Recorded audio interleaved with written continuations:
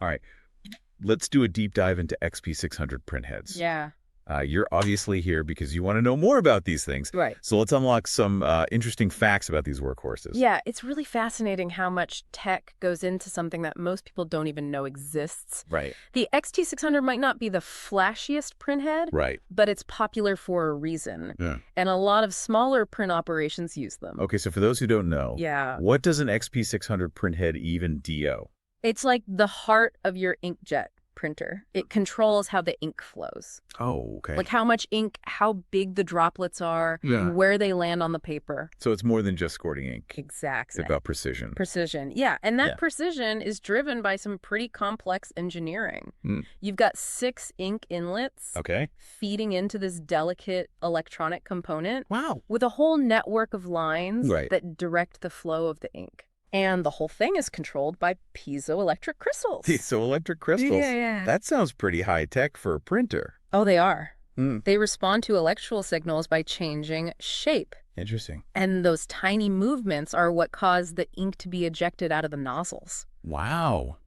Amazing how something so small can impact the final product so much. Right. It really is mind-boggling when you think about all those little droplets Yeah. coming together to make an image. Yeah. So we know what it does. Yeah. How does it compare to other printheads out there? Hmm. I know it's a popular choice. Right. But is it the best? Well, the best really depends on what you need it for. Right. Let's compare it to something like the i3200. Okay. That printhead is known for its high resolution. Okay. So you get really sharp images. Right. And it can print a lot faster, too. How fast are we talking? We're talking over 120 square meters an hour. Wow. Yeah, the color saturation is better, too. So you get those really vibrant prints. So the i3200 is like the sports car of printheads, Huh. Yeah, built for speed and looks. pretty much. Hmm. But like a sports car, it's going to cost you more. Right. The XT600 is more budget-friendly, Okay. but you still get some reliable quality. So it's a trade-off. Mm. Performance versus price. Right. Are there any other printheads we should know about? There's the DX5 Okay. that used to be really popular, Right. but supply issues have made it less so. That's too bad. You might come across a TX800 too, but that one's been discontinued. Okay. Then you've got printheads like the Epson 5113 and 4720, Right.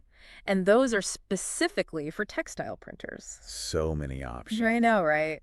It's like a whole family of printheads, Mm. each with its own pros and cons. Exactly. But today our focus is on the XP600, Right. the workhorse that gets the job done. Absolutely. Speaking of getting the job done, Yeah. let's talk about how to keep these XP600s in tip-top shape.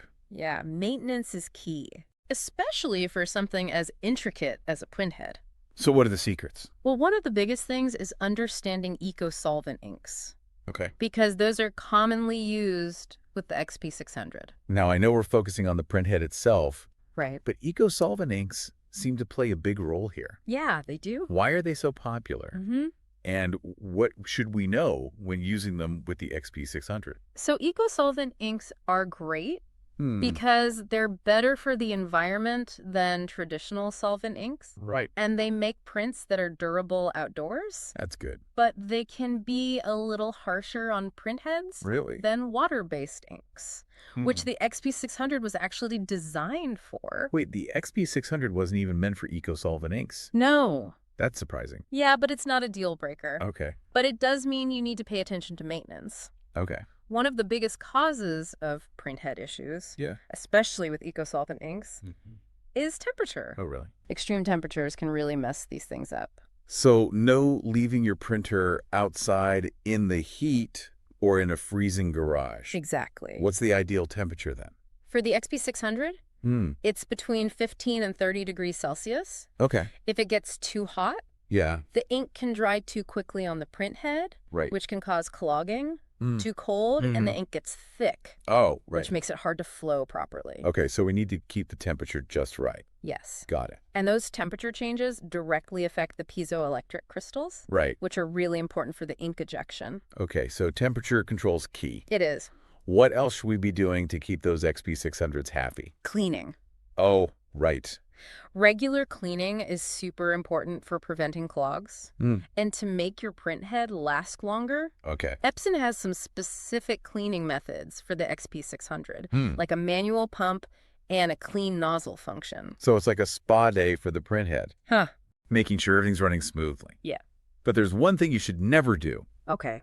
Never pour solvents directly onto the printhead cap.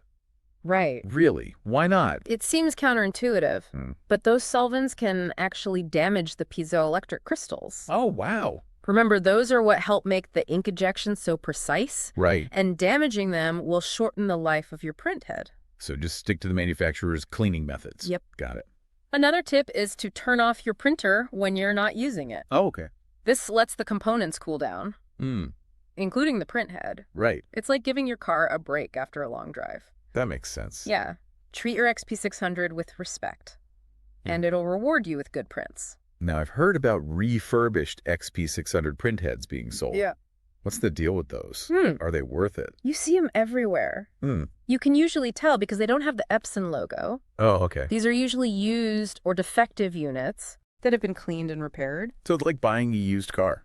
Pretty much. You can get a deal, Yeah. but you got to be careful. Right. What should we look for when buying a refurbished XP600? The key is to buy from a vendor you can trust. Someone who's upfront about the printhead's condition. Right. And gives you some guarantee that it'll work. It's like finding a mechanic you can trust. Exactly. What about new XP600s? The ones with the Epson logo. Yeah. Are those still available? They are, but Right. they'll cost you a lot more. Right. It depends on your budget and what you need. There's no right or wrong answer. I see. It's up to you Okay. to decide what's best. All right. Okay. So we've talked about keeping the XP600 happy Yeah. with the right temperature Right. and a good cleaning routine. Exactly. Are there any other tricks to getting the most out of these printheads?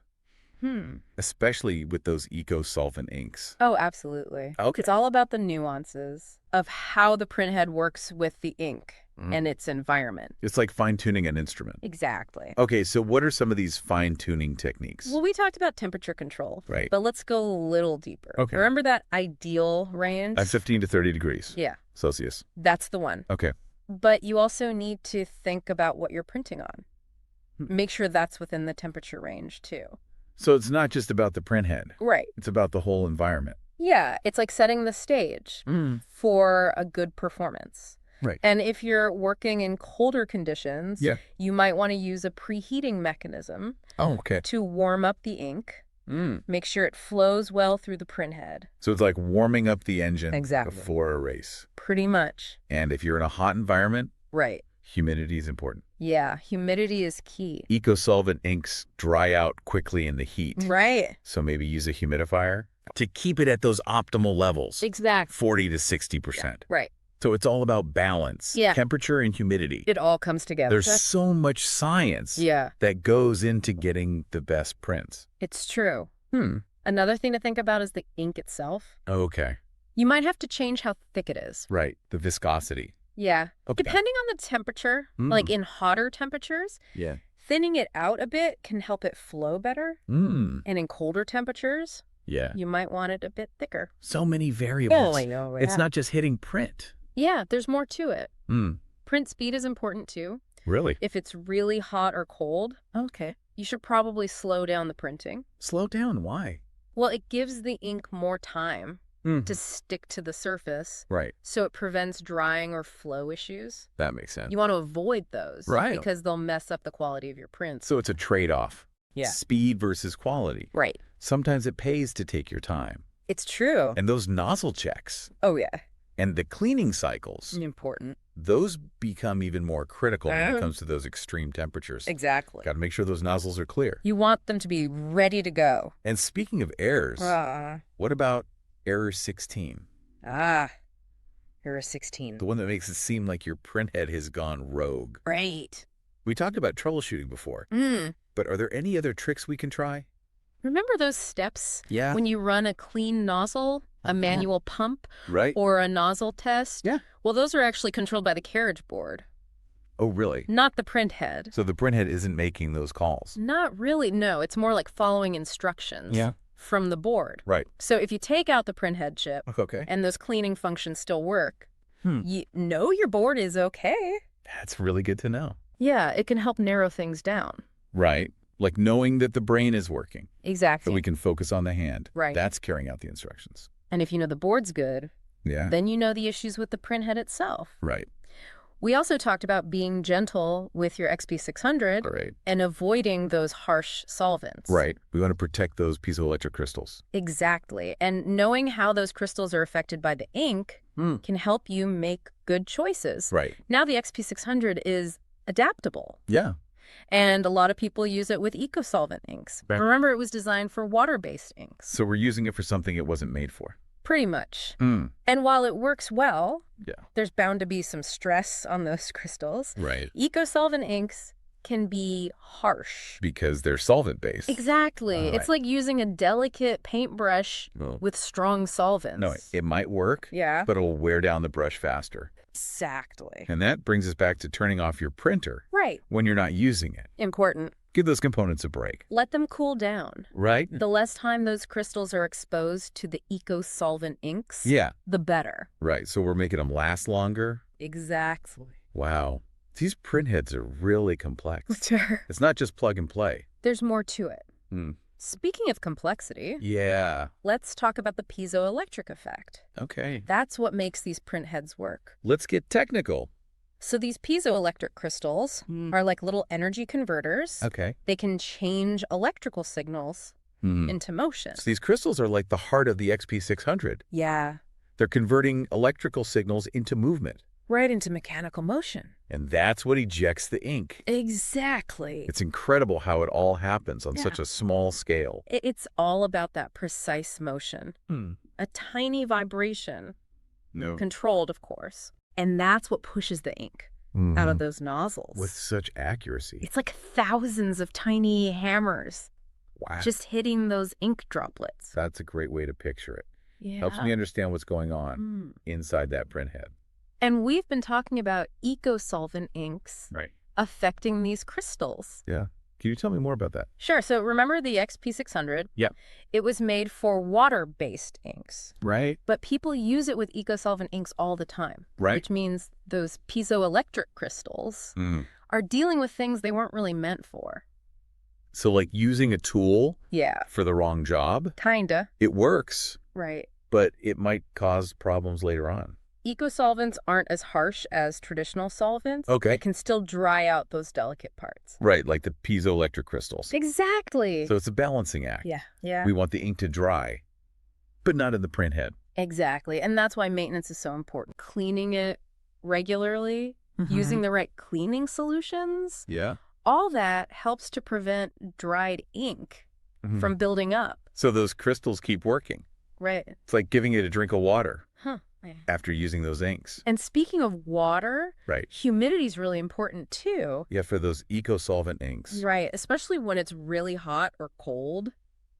We talked about using a humidifier Mm. when it's hot. Right. To keep the ink from drying too fast. Yeah. But humidity isn't just about protecting the printhead. Okay. It also affects how the ink dries on whatever you're printing on. Right. So that affects the quality Sure, exactly. of the final print.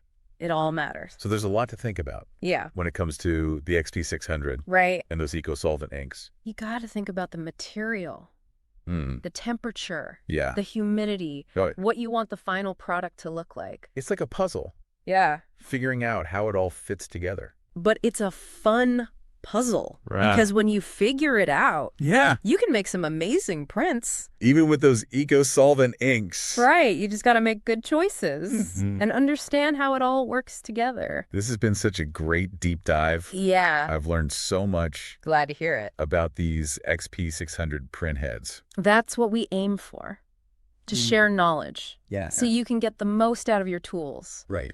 Keep experimenting. Keep learning. Okay. You'll be amazed at what you can do. Thanks for sharing your expertise. My pleasure. And to everyone listening, Yeah. happy printing. Yeah.